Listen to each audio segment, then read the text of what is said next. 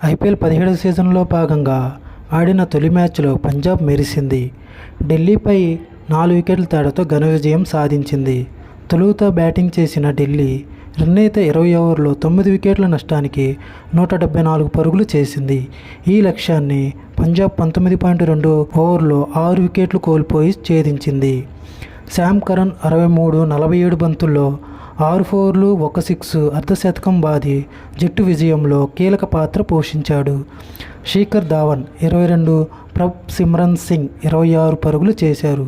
బెయిన్స్టో 9, జతీష్ శర్మ 9 విఫలమయ్యారు.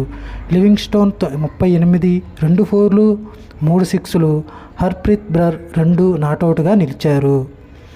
అంతకుముందు బ్యాటింగ్ చేసిన ఢిల్లీకి ఓపెనర్లు డేవిడ్ వార్నర్ 29, మిచెల్ మార్ష్ 20 శుభారంభం అందించారు. One town batter fly hope 33 రాణించాడు. 15 నెలల తర్వాత బ్యాట్ పట్టిన రిషబ్ పంత్ 18 పరుగులు చేశాడు. ఇన్నింగ్స్ చివరి ఓవర్లో అభిషేక్ పోరెల్ 32 10 బంతుల్లో చెలరేగి ఆడాడు.